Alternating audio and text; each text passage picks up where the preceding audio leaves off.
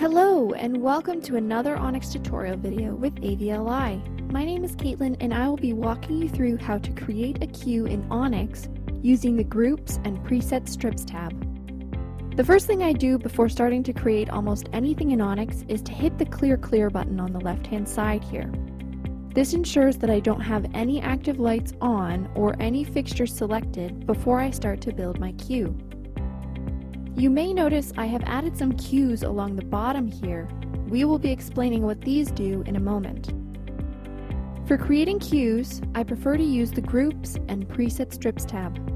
This is by no means the only way to create cues, and I will be addressing an alternative way in a future video. But for now, let's start here. Once I've hit Clear, I will select the lights I want to adjust, either individually from the Fixtures pop-up tab, or by selecting a group in the Groups section. You will have your actual lights outputting in front of you, which will help you create a look that you like. You can see how your different presets look on your stage and make adjustments as you see fit. So to start my queue, I'm going to select my Colorados because I want some color, and then with the grouping tool at the top, I am going to hit every 2. Now that I have every other Colorado selected, I am going to set them to 100% intensity using the 100 preset, and I think I want to make them red, so I'll hit the red preset. Now, my lights will be lit up at this point, but since you can only see my screen, let's take a look at my 2D plan. Here you can see that I have every other Colorado selected and that half of them are set at 100% and are colored red. Now back on the Groups and Preset Strips tab, I'm going to hit Next, and that will select the other half of my Colorados. I'm going to set these ones to 80% intensity, and I think I want them to be blue. Now if I go back to my 2D plan, you'll see that the other half of my lights are now set to 80% and are blue. This is looking great, but let's set the FR50Zs now. Back to Groups, and I'm going to select the FR50Z group and hit 70%. Now on the 2D plan, I can see what I've made, and everything is looking complete to me. You can select individual fixtures or groups of fixtures and set them independently to create something that works for your stage. Using the presets is a quick and easy way to create looks that work for your stage. However, if you find that you want more control in creating your looks, you can always program fixture to fixture. What I mean by that is, select one fixture at a time and set the parameters exactly how you would like, such as intensity, color, etc. The Preset Strips tab is simply, in my opinion, a quick, fun, and easy way to go. Remember, you can always create more groups and you can always create more presets, just like we learned in a couple earlier videos. Spend some time finding colors that really flatter your space and performers. Save them as a preset, and then you can always come back to them whenever you are creating. Creating lighting shows is all about creativity and will be up to your crew to imagine. But once you've created something you love, how do you save it? It's simple, and perhaps you've already guessed it. Start by opening your keypad, hit record, and click this box right here. You can actually record to any of these boxes along the bottom, and they will automatically be mapped to your M-Touch, M-Play, and your virtual console. You'll see that I already have a queue created here, which I haven't addressed in a few videos now. I was saving it for this one. The red signifies a generic queue list, which is one of the options you'll get when creating a queue. When you hit record and press an open box, you'll be prompted with 6 queue list options. They are as follows. Queue list. A generic queue list is a collection of many different queues that you can move through or click between. I just recorded this queue here, but if I had recorded it into the same spot as all at 100%, we would have seen our queue list grow from 1 queue to 2, making it an actual list. I'll quickly show you. I'll select all my fixtures, set them to 80%, and record it to this spot here.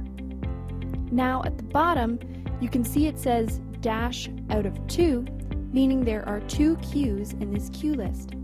Pressing play will cycle to the next queue in the queue list. Chase. A chase is similar to a generic queue list, except that it will automatically cycle through any queues you stack here. These can also be controlled by the BPM to match your chase to the song that is playing at the time. If you double-click on a cue list of any kind, it will pop up a control panel of sorts.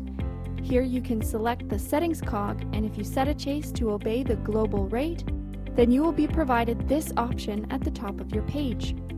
From here, you can adjust the beats per minute to match the song that is playing. You can enter the number if you know it, or simply click the beat button along to the song and it will automatically adjust. Override. This is a higher priority cue than any other type of cue list. If I were to set my Colorados to 100% and cyan, and then fade this cue in, it would override all other active cues to set my Colorados to 100% and cyan. Submaster. To understand how a submaster works, we need to address a couple things called LTP and HTP, which stand for, respectively, latest takes priority and highest takes priority. LTP means that the most recent cue in effect is what the light obeys. HTP means that the highest ordered level is what the light obeys. Generic cue lists operate as an LTP list, meaning that when you engage a cue, the last cue fades away.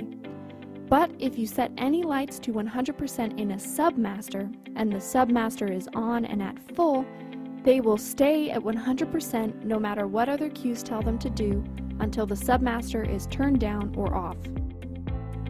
A submaster will only control intensity. It does not alter color.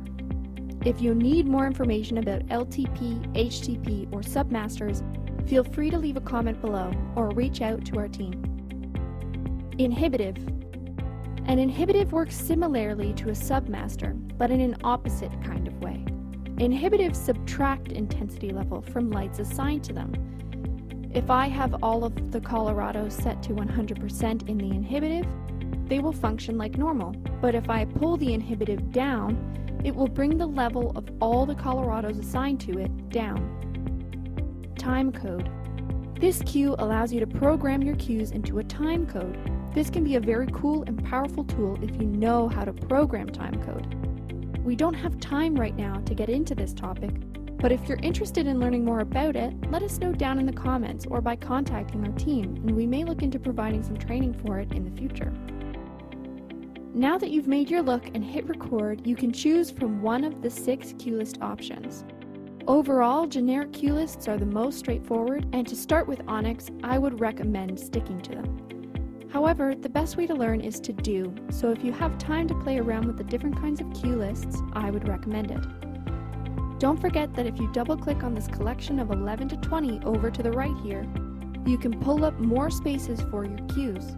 You can also use multiple banks, which you can switch through on the left-hand side here. If you put a cue in the wrong spot, it is simple and easy to move it. We addressed this in an earlier video, but just to reiterate, simply press the move button on the keypad, select the cue you would like to move, and click where you would like to move it. That should be enough to get you started with creating some awesome looks for your stage. Look to our later videos for further in-depth instruction on other pages in your ONYX file, and to learn more about customizing your space.